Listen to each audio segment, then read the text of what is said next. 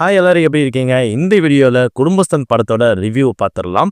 அதுக்கு முன்னால நீங்க ஒரு மிடில் கிளாஸ் பீப்புளா இருந்தா இந்த வீடியோ உங்களுக்கு இன்ட்ரெஸ்டிங்கான வீடியோவா அமைய போகுது. ஏன்னா இந்த குடும்பஸ்தன் படத்தை பத்தின இன்ட்ரெஸ்டிங்கான சுவாரஸ்யமான காமெடியான சில விஷயங்களை பத்தி நான் டிஸ்கஸ் பண்ண போறேன். அது எல்லாமே உங்களுக்கு ஃபன் மூமெண்ட்ஸ் இருக்க போகுது. சரி, இப்போ குடும்பஸ்தன் அப்படின்னா உங்க ஞாபகத்துக்கு வர விஷயங்களை கமெண்ட்ல பதிவு பண்ணுங்க.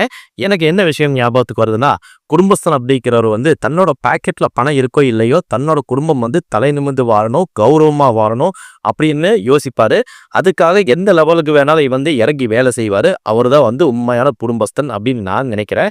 சரி, இந்த படத்துல ஒரு மிடில் கிளாஸ் பீப்புள் எப்படியெல்லாம் தங்களோட வாழ்க்கையை கடந்து போறாங்க, அவங்களுக்கு இருக்கிற பண கஷ்டம் என்ன, மன கஷ்டம் என்ன, அவங்களோட ஓய்வறைகள் எப்படி இருக்குது, அவங்க என்னென்ன டே டு லைஃப்ல என்னென்ன விஷயங்களை அனுபவிச்சு வாழ்றாங்க, இப்படிங்கிற சில யதார்த்தமான விஷயங்களை காமெடி கலந்து இந்த படத்தை கொடுத்துருக்காரு நம்ம ராஜேஸ்வர காளிமுத்து. இவரு தான் நக்கரைட் சேனல்ல நிறைய குறும்படங்களை வெற்றிகரமாக கொடுத்து ஓட வச்சவர். இப்போ இன்னைக்கு வெள்ளித்திரையில மிகப்பெரிய படத்தை எடுத்து கொடுத்துருக்காரு. அதுக்காக அவர்களுக்கு நம்ம சேனல் சார்பாக ஒரு வாழ்த்துக்களை தெரிவிச்சுக்கலாம். சரி, நேராக இப்போ இந்த வீடியோக்குள்ள போயிடலாம். ஸோ நீங்கள் இந்த சேனலுக்கு புதுசாக வந்திருந்தா கண்டிப்பாக நம்ம சேனலுக்கு ஒரு சப்ஸ்கிரைப் போட்டிருங்க. இந்த வீடியோக்கு ஒரு லைக் பண்ணுங்க. வாங்க நேராக வீடியோக்குள்ளே போகலாம். இந்த படத்துல காமெடி பிளஸ் சென்டிமெண்ட் இந்த ரெண்டு ஜானரையும் மிக்ஸ் பண்ணி எடுத்த மாதிரி ஒரு ஃபீலிங் தான் நம்மளுக்கு கிடைக்குது. ஒரு பக்கம் பாத்தீங்கன்னா கணவன் மனைவிக்குள்ள இருக்கிற மியூச்சுவல் அண்டர்ஸ்டாண்டிங் பத்தி நம்மளுக்கு புரிய வைக்கிறாங்க. இன்னொரு பக்கம் பார்த்தீங்கன்னா கடவுள் நம்பிக்கை, அது மட்டும் இல்லாம அந்த வீட்டுக்குள்ளேயே நடக்கிற சில முரண்பாடுகள், சில விஷயங்கள், அதாவது ஒரு மாமன் மச்சனனுக்குள்ள நடக்கிற போட்டி, பொறாமை, வன்மம், ஈகோ, இது எல்லாம் காட்டுறாங்க. இந்த வீட்டை விட்டுட்டு அப்படியே ஒரு அலுவலகத்துக்குள்ள போயிட்டோம்னா அங்க நம்ம எப்படியெல்லாம் இருக்க முடியுது, சில பேருக்காக எப்படியெல்லாம் வளைஞ்சு கொடுக்க வேண்டியதாக இருக்குது. இன்னொரு பக்கம் பார்த்தீங்கன்னா அப்படியெல்லாம் இல்லாமல் நாம் ஸ்டாண்டாக நேர்மையாக நம்ம யாருக்கிட்டையும் தலை வணங்காமல் எப்படி இருக்கணும் அப்படிங்கிற மாதிரி சில விஷயங்களை நம்மளுக்கு சொல்ல முயற்சிக்கிறாங்க இந்த படக்குழு. அது மட்டும் இல்லாமல் சாதிய முரண்பாடுகளுக்காகவே ஒரு கதாபாத்திரம் கொடுத்து அந்த சாதிய முரண்பாடுகளை களையிற மாதிரி ஒரு சமுதாய சீர்திருத்தம் மாதிரியும் ஒரு காட்சியமைப்புகள் இந்த படத்தில் ஏற்படுத்தப்பட்டிருக்குது. அப்படிங்கிறது பாராட்டுக்குரிய விஷயமாகவும் இருக்குது.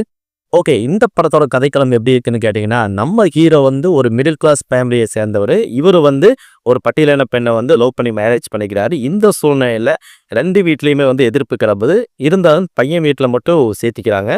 இப்படி இருக்கிற சூழ்நிலையில் தான் இந்த ஃபேமிலி போயிட்டுருக்கு. ஆல்ரெடி இந்த ஃபேமிலியில் அப்பா அம்மா இருக்காங்க, அக்கா இருக்காங்க. அக்கா ஆல்ரெடி மேரீடு. அக்காவோட வீட்டுக்காரர் பார்த்தீங்கன்னா ஒரு விசித்திரமான கேரக்டராக போர்ட்ரைட் பண்ணியிருக்காங்க. ஒரு காமெடி கலந்து வில்லனாக அவரை காமிச்சிருக்காங்க. எப்படா நம்ம மச்சனை விழுவான், அதை பார்த்து நம்ம கைகட்டி சிரிக்கலாம், அவன் மேலே வன்மத்தை கக்கலாம் அப்படின்னு ஒரு எதிர்பார்ப்போடவே இருக்கிற ஒரு கேரக்டராக போர்ட்ரேட் பண்ணியிருக்காங்க. இது யதார்த்தமாக எல்லார் வீட்லேயும் நம்ம இயல்பாக பார்க்க முடியும். அப்படிப்பட்ட கேரக்டரை அருமையாக டிசைன் பண்ணி கொடுத்துருக்காங்க. அப்பா அம்மா ஒரு கஷ்டப்படுற ஃபேமிலியில் அவங்க பார்த்துக்கிறாங்க. அவங்களுக்கும் பண கஷ்டம், மன கஷ்டம், எல்லா கவலைகளும் இருக்குது. இப்படித்தான் ஃபேமிலி போயிட்டுருக்குது. நம்ம ஹீரோவான மணிகண்டன் அவர்கள் நிறைய விஷயங்களை முன்னெடுக்கிறாரு. வாழ்க்கையில் எப்படியாவது இந்த மிடில் கிளாஸ் லைஃப்பை விட்டு வெளியே வந்துடணும்னு சொல்லிட்டு. ஆனால் ஒவ்வொரு விஷயமும் அவர் போய் ஒரு ஸ்டெப் ஏறினா 2 ஸ்டெப்பு கீழே வருகிறாரு. அந்த மாதிரியே படம் முழுக்குமே காண்பிச்சிருக்காங்க. இது ஒரு சின்ன மைனஸ் பாயிண்ட் மாதிரி நம்மளுக்கு தெரியுது. அது ஏன் நான் மைனஸ் சொன்னேன் அப்படிங்கிறத நான் பின்னாடி சொல்கிறேன். இந்த அக்கா வீட்டுக்காரராக யார் நடிச்சிருக்காங்கன்னு கேட்டிங்கன்னா குரு சோமசுந்தரம். இவர் ஃபேண்டாஸ்டிக்காக நடிச்சிருக்காருங்க. இவர் தன்னோட ஆஃபீஸில் எல்லாருக்கும் வளைஞ்சு நெளிஞ்சு வேலை செய்யக்கூடிய ஒரு நபராக இருப்பார். ஏன்னா தன்னோட குடும்பத்துக்காகவும் தன்னோட குடும்பம் அடுத்த லெவலுக்கு போகணும், அதுக்கெல்லாம் நம்ம ஆஃபீஸில் இந்த மாதிரி இருந்தால் தான் நம்ம அடுத்தடுத்த லெவல் போக முடியும் அப்படிங்கிறத தெளிவாக தெரிஞ்சு வச்சிருக்காரு. அதனாலேயே வளைவு நெளிவுகளை தெரிஞ்சு அவர் இருக்கிறனால அவர் அடுத்தடுத்த போஸ்டிங் போயிட்டுருப்பார். நம்ம ஹீரோவான மணிகண்டன் அவர்கள் நேர்மையாக இருக்கும்னு ஆசைப்படுவார். யாருக்கிட்டையும் தலை வணங்கக்கூடாதுன்னு சொல்லி ரொம்ப கௌரவமாக இருக்கும்னு நினைப்பார். இந்த ஒரு காரணத்துக்காகவே தன்னோட ஃப்ரெண்டை பாஸ் அடிச்சிருவாங்க. அதை பார்த்து எமோஷ்னலான நம்ம மணிகண்டன் அவர்கள் திருப்பி தன்னோட பாஸையை அடிச்சிடுவார். இந்த ஒரு காரணத்துக்காக அவர் வேலையை துரத்தி விட்டுருவாங்க நம்ம மணிகண்டன் அவர்களை. இப்படி இருக்கிற சூழ்நிலையில் குடும்பமே கொஞ்சம் நெருக்கடியாக போயிட்டு இருக்கிற சூழ்நிலையில் இப்போ இருக்கிற வேலை போச்சு, நம்ம ஃபேமிலி எப்படி ரன் பண்ண போகிறோம் அப்படிங்கிற ஒரு கவலை அவர் மனசில் தொத்திக்குது. ஆல்ரெடி யூபிஎஸ்சி எக்ஸாம் எழுதுன்னு சொல்லிட்டு ஒய்ஃப் ஒரு லேப்டாப் வாங்கணும்னு கேட்டிருப்பாங்க.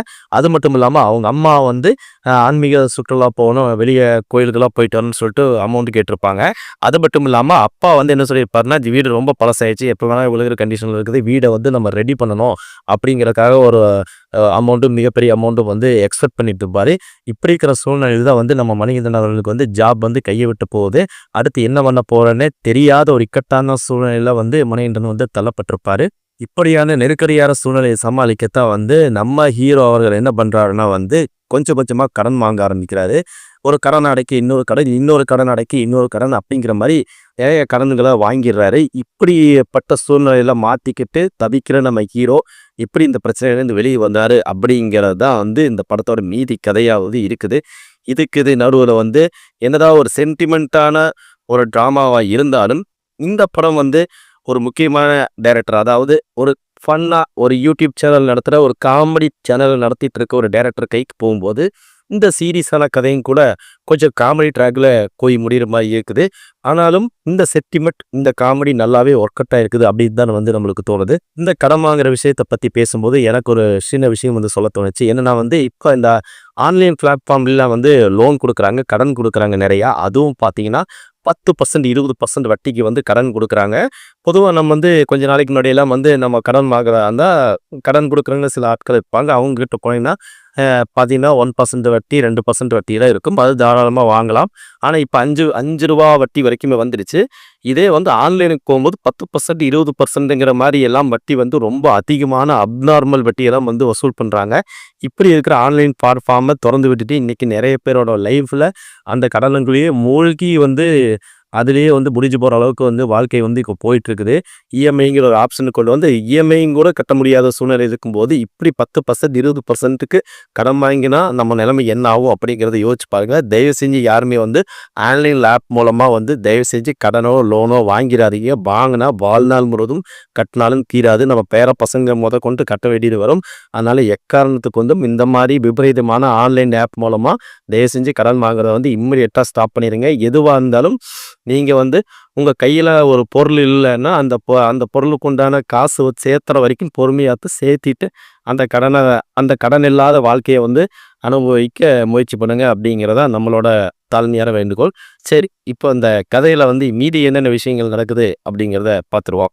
இந்த படத்தோட ஸ்டார்டிங்கில் வந்து ஹீரோ வந்து அந்த பொண்ணை மேரேஜ் பண்ணி வீட்டுக்கு கூப்பிட்டு வந்த போது அந்த வீட்டில் இருக்கிற அந்த சொந்தக்காரங்களாம் வந்து அந்த பொண்ணை வந்து ஒரு ஒரு வழி பண்ணுவாங்க. அவங்கள ரொம்ப டார்ச்சர் பண்ணுவாங்க. அவங்கள வந்து நிறைய விஷயங்கள வந்து புறம் பேசுவாங்க. அது மட்டும் இல்லாமல் வாட்ஸ்அப் முதற்கொண்டு அவங்கள வாட்ஸ்அப்பில் கூட வம்புக்கு இழுக்கிற விதமாக வந்து நிறையா புறம் பேசுகிற விஷயங்கள்லாம் நிறையா வந்து பண்ணுவாங்க. அது மட்டும் இல்லாமல் இவங்க வந்து ஒரு கல்யாணத்துக்கு போகும்போது அங்கே இவங்க என்னென்னலாம் ட்ரெஸ் பண்ணிட்டு வர்றாங்க அப்படிங்க வந்து ஒரு கேலி கூத்தா வந்து அதில் இந்தந்த ட்ரெஸ்ஸை போட்டிருக்காங்க, இது வந்து இவ்வளோ காஸ்ட்டு, இவங்க என்ன பிராண்டு அப்படிங்கிற மாதிரி எல்லாம் சில விஷயங்களை வந்து பேசி அதை வந்து ரொம்ப வந்து என்ஜாய் பண்ணுவாங்க. காமெடியாக வந்து அவங்க வந்து சித்தரிப்பாங்க. இந்த விஷயங்கள் எல்லாம் பார்க்கும்போது இப்படியெல்லாம் நடக்குதா அப்படிங்கிறதே வந்து நம்மளுக்கு ஷாக்கிங்காக இருக்கும். என்னதான் நம்ம டே டு டே லைஃப்பில் இந்த விஷயங்கள் நடந்தாலும் அதை அப்படியே ஸ்க்ரீனில் பார்க்கும்போது நம்மளுக்கே கொஞ்சம் செருப்பில் அடித்த மாதிரி தான் இருக்குது. அதுக்கப்புறமா இந்த படத்தில் வந்து ஹீரோவோட ஒய்ஃபு வந்து பட்டியலின பெண்ணுங்கனால அந்த சமூகம் குறித்து நிறைய இடங்களில் வந்து பேசிகிட்டு இருக்காங்க. அது ஏன் அந்த மாதிரி சீன்ஸ்லாம் எடுத்தாங்கன்னு தெரியல. ஒரு சீனில் பார்த்தீங்கன்னா வந்து ஒரு கேட்ரிங் சர்வீஸில் வந்து ஒருத்தர் ஒர்க் பண்ணிருப்பார். அவரு காஸ்டியூமில் பார்த்தீங்கன்னா எஸ்சி அப்படின்னு போட்டிருக்கோம். அதை பார்த்துட்டு வந்து ஒரு கேள்வி பண்ணுவாங்க. என்னென்னா, என்ன இப்போல்லாம் வெளிப்படையாகவே இது ட்ரெஸ்லேயே போட்டுட்டு சுற்ற ஆரம்பிச்சிட்டாங்களா அப்படிங்கிற மாதிரிலாம் பேசுவாங்க. ஆனால் அதுக்கு உண்மையான அர்த்தம் வந்து செல்வம் கேட்ரிங், இந்த மாதிரி சுதர்சன் கேட்ரிங், இந்த மாதிரி ஒரு பேராக இருக்கலாம். ஆனால் அதை வந்து தப்பான மீனிங்கில் எடுத்துக்கிட்டு அதை வந்து ஒரு ஃபன்னியாக அந்த இடத்துல வந்து கலாய்ச்சிருப்பாங்க. அதுக்கப்புறமா பார்த்தீங்கன்னா வந்து சுந்தரராஜன் வந்து சுந்தரராஜன் தான் நம்ம மணிகண்டனுக்கு அப்பாவாக நடிச்சிருக்காரு. அவரும் வந்து பார்த்தீங்கன்னா வந்து அந்த மருமகளை வந்து ஏமா உனையெல்லாம் நாங்கள் ஜாதி பார்த்தா ஏற்றுக்கிட்டோம், நீ செஞ்ச சாப்பாட்டையெல்லாம் கூட நாங்கள் சாப்பிட்டோமே அப்படிங்கிற மாதிரிலாம் சொல்லி காட்டுவார். அதுக்கு அவங்க கொடுத்த பதிலெல்லாம் பார்த்தீங்கன்னா ரொம்ப ஷாக்கிங்காக இருக்கும். நான் என்ன சாப்பாடு தானே சமைச்சு போட்டேன், வேறு என்னத்தை சமைச்சு போட்டேன் அப்படிங்கிற மாதிரி பேசுவாங்க. இந்த மாதிரி நிறைய இடங்களில் தேவையில்லாத இந்த ஜாதியோட மேட்ரஸ் எல்லாம் வந்து இந்த படத்தில் வந்து பேசுகிறாங்க. இப்போ நம்ம ஜாதியிலே இல்லை அப்படிங்கிற அளவுக்கு தான் வந்து நம்ம படங்கள் வந்து நிறைய வந்துட்டு இருக்குது.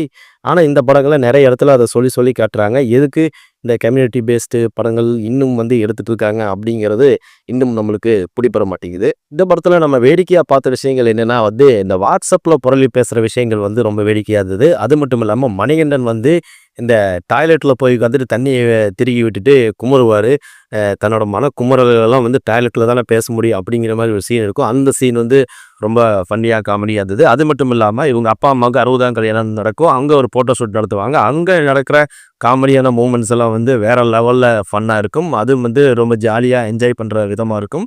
அப்புறம் மாப்பிள்ளைக்கு வந்து நாட்டுக்கோழி அடிச்சு வைங்க அப்படிங்கிற மாதிரி எல்லாம் ஒரு சீனில் வரும். அந்த சீன் பார்த்தீங்கன்னா வேறு லெவலில் ஃபன் பண்ணியிருப்பாங்க.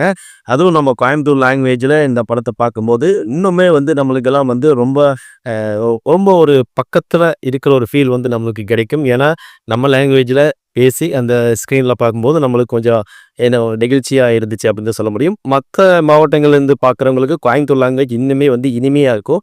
என்னடா இப்படி பேசுகிறாங்களே நல்லா இருக்கே அப்படின்னு சொல்லிட்டு நீங்கள் அந்த பழைய கவுண்டமணி, செந்தில் படம், பாக்யராஜ் படம், சத்யராஜ் படம்லாம் பார்த்துருப்பீங்க. அந்த மாதிரி ஒரு குட் ஃபீலை வந்து உங்களுக்கு கொடுக்கும் அப்படிங்கிறதுல எந்த சந்தேகமும் கிடையாது.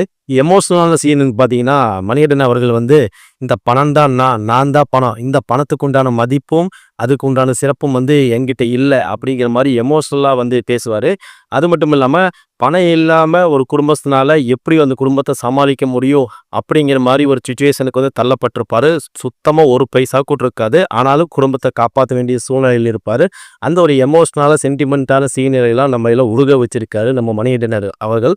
மணிகண்டனுக்கு இந்த படம் மிகப்பெரிய ஒரு தீனியாக இருக்குது அப்படின்னு தான் நம்ம சொல்ல முடியும். ஏன்னா பாஸ்ட் லவ்வர் படமாகட்டும், அதுக்கப்புறமா குட் நைட் படமாகட்டும், இந்த 2 படங்களும் வெற்றிகரமான படமாக அமைஞ்சுது.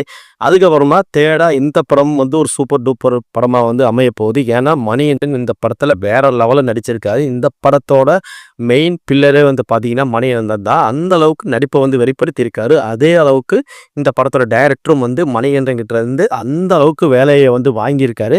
இதுக்கு மிக முக்கியமான இன்னொரு காரணம் யாருன்னு கேட்டிங்கன்னா இந்த படத்தோட ரைட்டர் வந்து சூப்பராக வந்து ஒவ்வொரு வசனங்களையும் அழுத்தம் திருத்தமாக காமெடி கலந்து ரொம்பவே தெளிவாக வந்து எழுதியிருக்காரு.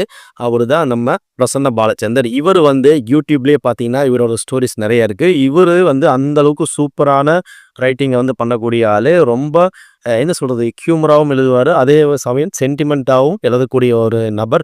அந்த அளவுக்கு இந்த படத்தை வந்து வசனங்களை வந்து சூப்பராக ஷார்ப்பாக வந்து எழுதியிருக்காரு. அது மட்டும் இல்லாமல் இந்த படத்தோட டைரக்டர் வந்து ராஜேஸ்வர காளிமுத்து அவர்களும் பார்த்தீங்கன்னா ரொம்பவே வந்து இந்த படத்தை வந்து பியூட்டிஃபுல்லாக எடுத்திருக்காங்க. அங்கங்கே சென்டிமெண்ட், அங்கங்கே காமெடி, அங்கங்கே ஃபன் மூமெண்ட் அப்படின்னு சொல்லிட்டு இந்த படத்தை வந்து முடிச்சிருக்கிறாங்க. பொதுவாக இந்த படத்தில் சொல்ல வர விஷயம் என்னென்னு கேட்டிங்கன்னா, பணம் இல்லாமல் இந்த உலகத்தில் வாழவே முடியாது. பணம் தான் இதுக்கு எல்லாத்துக்கும் மிக முக்கியமான ஒரு ஆதாரமாக இருக்கக்கூடியது பணம் மட்டும்தான். பணம் இல்லைன்னா இந்த லைஃப்பில் எதுவுமே பண்ண முடியாது அப்படிங்கிற ஒரு கான்செப்டை மையமாக வச்சு தான் இந்த குடும்பஸ்தன் படத்தை எடுத்திருக்காங்க. மிடில் கிளாஸ் ரைட் நம்ம எல்லாருக்குமே வந்து இந்த படத்தை பார்க்கும்போது ஆனால் என்னையே பார்க்குற மாதிரி இருக்குது, ஆனால் நம்ம சித்தப்பாவை பார்க்குற மாதிரி இருக்குது, ஆனால் நம்ம அப்பா அம்மாவை பார்த்த மாதிரி இருக்குது இந்த படத்தில் அப்படிங்கிற மாதிரி தான் நம்மளுக்குள்ள ஒரு உள்ளுணர்வை வந்து இந்த படம் வந்து தூண்டி விட்டுரும். அதே சமயம் மிடில் கிளாஸ் மக்கள் படுற கஷ்டத்தையும் அவலத்தையும் இந்த படத்தில் தெள்ள தெளிவாக காமிச்சதுனால இந்த படம் வந்து இன்னைக்கு தேதியில் வந்து சாமானிய மக்களுக்கு மிகச்சிறந்த படமாக போய் அமைங்கிறதுல எந்த சந்தேகமும் கிடையாது. அதனால் ஃபேமிலியாக இந்த படத்தை போய் தாராளமாக பார்க்கலாம் அப்படிங்கிறத என்னோட கருத்து. ஓகே, லாஸ்ட்டாக வந்து இந்த படத்தில் வந்து ஒரு டயலாக் வரும். அது என்ன, நான் வந்து இந்த உலகத்தில் எல்லாத்தையுமே நான் ஜெயிச்செல்லாம் நினச்சிட்டு இருந்தேன், ஆனால் அதுக்கப்புறம் தான் தெரியுது எல்லாருமே ஜெயிச்ச மாதிரி ஒரு முகமூடியை போட்டு வாழ்ந்துட்டு தான் இருக்காங்க. யாரும் வந்து ஜெயிக்கலை, தோத்துக்கிட்டு தான் இருக்காங்க. தோத்துக்கிட்டு ஜெயிக்க போராடிட்டு இருக்காங்க. ஆனால் முகமூடி அணிஞ்சு ஜெயிச்ச மாதிரி காமிச்சிட்டு இருக்காங்க அப்படிங்கிற மாதிரி ஒரு டயலாக் வரும். இந்த டயலாக் வந்து மனசுக்கு ரொம்ப நெருக்கமாக இருந்துச்சு. இதை வந்து எனக்கு ரொம்ப பிடிச்ச டயலாக்னு நான் இங்கே பதிவு பண்ணுறேன். சரி, ஓகே, இப்படித்தான் வந்து இந்த படம் முழுக்க வந்து இருக்குது. ஸோ ரொம்ப என்ஜாய் பண்ணி பார்க்க வேண்டிய படம். நான் ரொம்ப என்ஜாய் பண்ணி பார்த்தேன் இந்த படத்தை. ஸோ நீங்களும் மிஸ் பண்ணாமல் ஃபேமிலியாக போய் இந்த படத்தை பார்த்து என்ஜாய் பண்ணுங்கள். சரி, மீண்டும் அடுத்த இன்ட்ரெஸ்டிங்கான ஒரு வீடியோவில் உங்களை சந்திக்கிறேன். அது வரைக்கும் உங்களிடம் வந்து விடைபெறுவது சிலந்தி. நீங்கள் நம்ம சேனலுக்கு புதுசாக வந்திருந்தால் வழக்கமாக சொல்கிறதா சப்ஸ்கிரைப் பண்ணிக்கோங்க. இந்த வீடியோக்கு ஒரு லைக்கை போட்டுருங்க. அடுத்த வீடியோவில் சந்திப்போம். நன்றி, பை பை.